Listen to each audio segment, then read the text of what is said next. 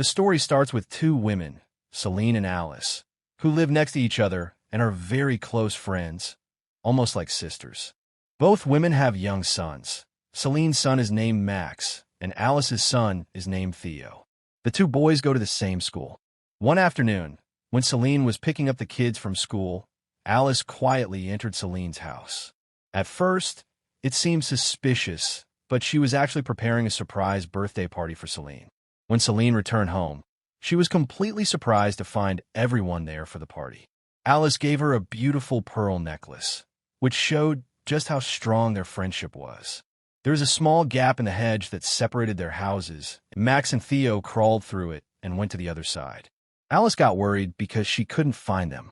She became even more concerned because Theo had a serious peanut allergy, and if he ate anything with peanuts, it could make him very sick. Max happened to have a box of peanut cookies with him, so it made things even more dangerous. Luckily, Celine found them and brought them back home by using a piece of cake to get their attention. Alice was very relieved because Theo knew about his allergy and wouldn't eat anything with peanuts. But the whole situation made everyone feel uneasy. That night, both families got together for a fun evening. They had drinks and danced late into the night. The husband started talking about politics, and Celine and her husband were impressed by Alice's smart opinions. They found out that Alice had worked as an investigative journalist in the past, which explained her sharp thinking. Celine and her husband encouraged her to consider going back to journalism, but Alice's husband, Simon, didn't agree with the idea. He thought their finances were fine, so Alice didn't need to work. He suggested she could write something easy, like helping with the school newspaper. However, Simon's real worry wasn't about the job. In the past, Alice had gotten very stressed at work, which had caused her anxiety and depression. It had taken her a long time to get better, and he didn't want her to go through that pain again. The next morning, Celine said Max wasn't feeling well, so she decided not to send him to school. Later that day, while Alice was in her garden trimming flowers, she looked up and saw Max standing on the balcony at Celine's house, dangerously close to the edge. He was trying to hang a birdhouse he had made for a school project. Alice yelled at him to get down, but he didn't listen. She tried to get through the hedge to reach him, but the gap was too small. She ran to the front of the house and called for Celine, but Celine was vacuuming and didn't hear her. By the time Celine reached the balcony, it was already too late. Max had fallen from the railing and hit his head, dying instantly. Celine sat in shock, holding her son's lifeless body, overwhelmed with grief. That night, Alice watched from her window as Celine cried uncontrollably, broken by the loss. The next day, Alice decided not to send Theo to school either, thinking he might be upset by what had happened. But Theo didn't seem too disturbed. Instead, he went through the hedge and sat with Celine in the garden where he and Max used to play. It was like he was trying to comfort her. When Alice found him, Celine didn't say anything. She just turned around and walked back inside her house. Celine's silence made it clear that she blamed Alice for Max's accident. She felt that Alice could have done something to stop it. Max's funeral was an incredibly painful time for Celine and Damien.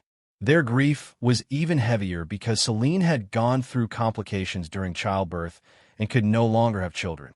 Losing Max felt like losing their whole world. At the funeral, Theo noticed his favorite stuffed toy, Bunny, placed beside Max in the coffin, and seeing it next to Max made Theo very upset. He began to cry and throw a tantrum, which upset Simon. He didn't understand why Theo was more upset about a toy than about losing his best friend. Alice, however, was upset that Celine had placed the toy in the coffin without asking her first. She didn't understand what Celine was trying to prove by doing that. After the funeral, Celine went away for a month. When she returned, she came to a school event and surprised everyone. She approached Alice and apologized for how she had acted before. Celine said she wanted to put everything behind them and start fresh. She even invited Alice and her family to dinner. But Damien was still deeply affected by the loss of Max. He stayed in his room and didn't want to see anyone. That evening, Celine returned Bunny to Theo and explained that she had taken it because she thought it might help Max not feel so alone. Alice could see how broken both Celine and Damien were. Damien seemed to be drowning in alcohol, unable to cope with the pain. Celine, though trying to stay strong, was struggling too. No matter how hard Alice tried to support Celine, it didn't seem to make much of a difference. Celine stayed in her grief, and Damien stayed, lost in his. One afternoon, after school, Celine asked if Theo could stay with her for a while, and Alice agreed. Later, while Alice was watering her garden, she saw Theo standing on Celine's balcony. He wasn't doing anything dangerous, but still made Alice nervous. She called out to him, but he didn't respond. Worried, Alice rushed over and stood beneath the balcony. Celine was there too, looking up at the spot in the hedge where Alice had once struggled to get through when Max had fallen. This time, Alice was able to get through, but it felt like Celine had recreated the entire situation, maybe to test Alice. However, no one knew for sure what Celine was thinking. When Alice shared her concerns with Simon, he dismissed them. He reminded her that she used to have anxiety, which made her think things that weren't real. After Theo was born, Alice had avoided holding him for a long time, afraid she might hurt him by accident because of her anxiety. Time passed, and soon it was Theo's birthday. When Alice asked who he wanted to invite, the first name he said was Celine. Theo's grandmother, Jean, came to the party too, but she became upset when she saw Celine. Jean took Celine aside and told her that she shouldn't have come because her presence was making the day sad. Jean had once treated Celine like family, but now she wanted her to leave. Celine didn't know how to react, and even Alice didn't seem happy to have her around. As Celine was getting ready to leave, something terrible happened. Jean suddenly collapsed in the garden. Alice and Celine rushed to help, but it was already too late. The doctor said Jean died from a heart attack. Alice was confused.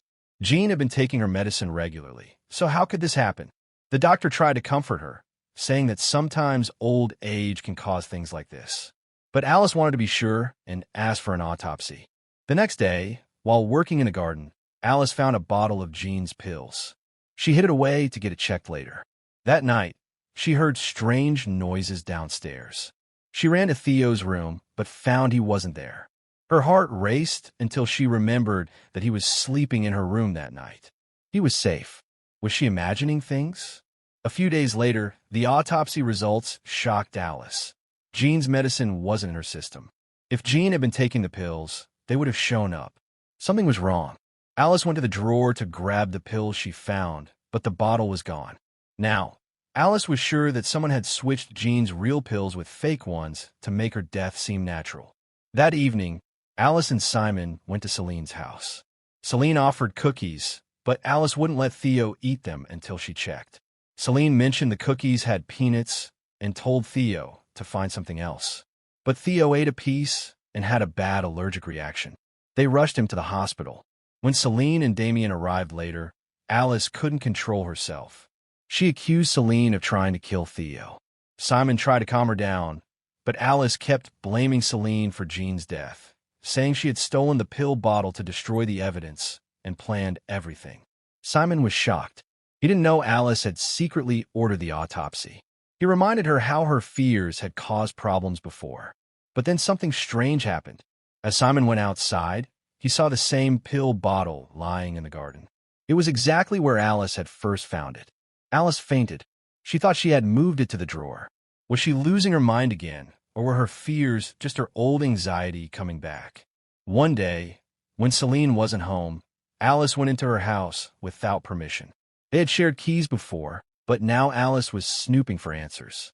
Before she could find anything, Celine came back and saw Alice inside. Celine took back her house key and threw Alice out. Alice didn't hold back. She accused Celine of switching Jean's medicine and causing her death.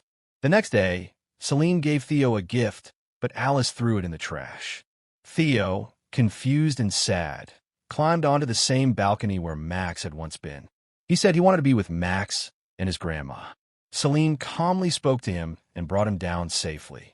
Alice saw this and realized that if Celine had really meant harm, she wouldn't have saved Theo. Things started to calm down. Alice and Simon decided to move, knowing the situation wasn't healthy. Alice told Celine the news.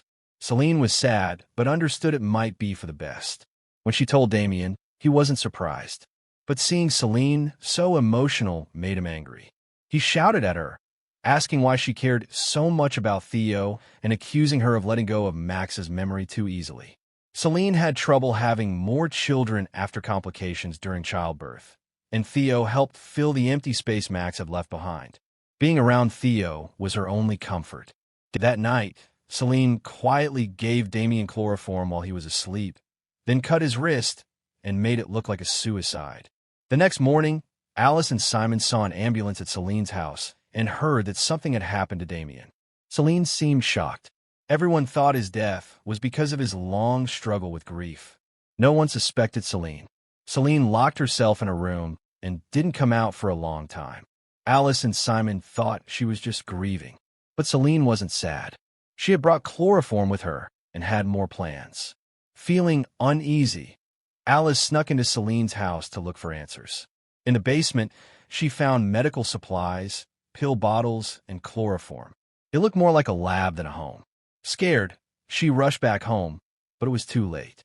Simon had passed out from drinking something spiked, and Theo was unconscious too. Celine attacked Alice with chloroform.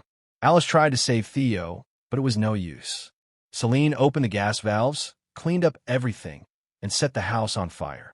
The explosion killed Alice and Simon, but Celine didn't harm Theo. She had other plans. Later, Celine applied for legal guardianship of Theo.